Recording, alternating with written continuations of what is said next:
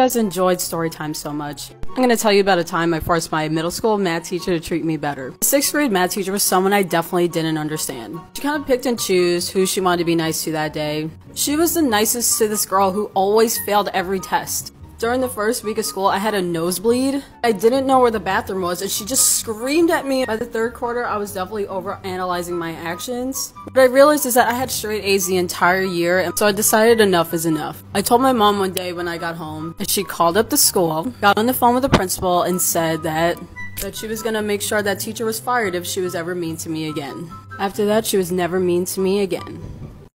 Girls, tell me about a time where your quick thinking probably saved your life. I'll go first. 2 years ago, I was walking my dog at the park and a man approached me and asked to take a picture of her. And I said yes, because why not? It's a picture of a dog. So he starts taking a picture of my dog, and then I realized that he was like holding up her collar, and then it hit me. My address is on that collar. He's not taking a picture of my dog, he's taking a picture of my address. So I told him that I actually didn't feel comfortable with him having a picture of my dog, and I asked him to delete it. So he deletes it and then like starts walking away really fast. And I was like, "Excuse me, sir, no, could you also go into your deleted album and delete it from there?" And he goes, "I don't have a deleted album." And I was like, "You have an iPhone, everybody has a deleted album, could you please delete the picture?" And he was like, "Sorry, I don't have a deleted album," and like keeps walking away. And keep in mind, this is like 2 in the afternoon in a park, like there's other people around. So now I'm like chasing after him and I'm telling him, "Sir, I know you have the album, I will show you where the album is, can you please go onto your phone so that we can delete the picture?" Oh, part two, I'm sorry for the delay.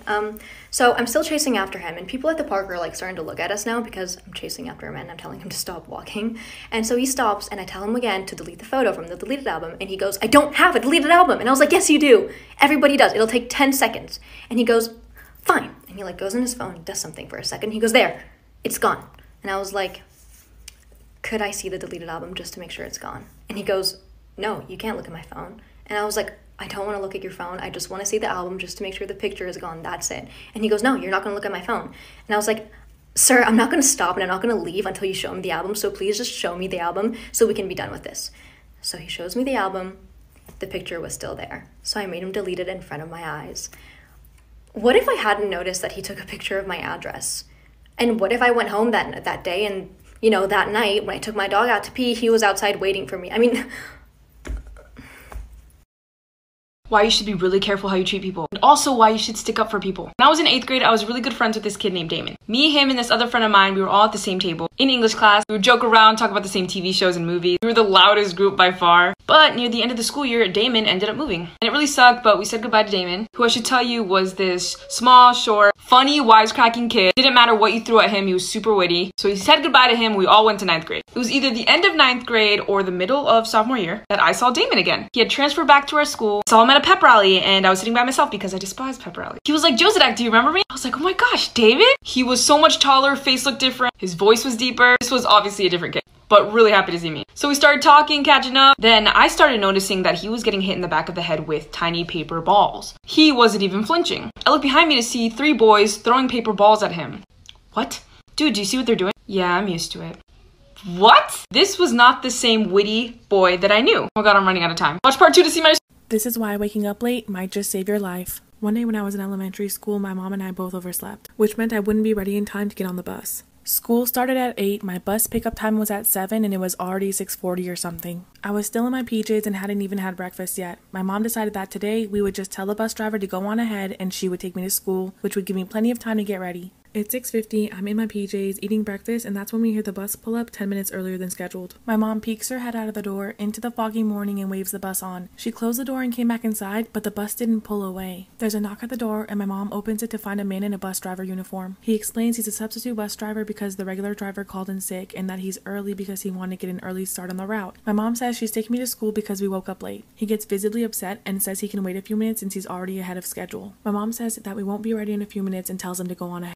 Part 2 of why sleeping in might just save your life. After talking to the bus driver, my mom came back looking terrified, but she didn't say anything about it and told me to finish getting ready for school. At the time, I didn't know what happened, but my mom would end up telling me a few years later. When she went to the second bus, she found out it was being driven by my regular driver and it was full of other kids that are usually on my route. By the way, the other bus was empty. My mom asked the driver about the substitute driver and about him calling in sick. He tells her that he never called in sick and there is no substitute driver on his route. The driver immediately called dispatch in a panic and told my mom to go inside and call the police and report this incident, which she did without me knowing at the time. There was absolutely no one doing my driver's route that day. Whoever this was most likely a kidnapper who had targeted me. I never heard anything about it again, not even if someone else had ended up being picked up by this mysterious fake bus driver. My sister and I have always been mistaken as twins.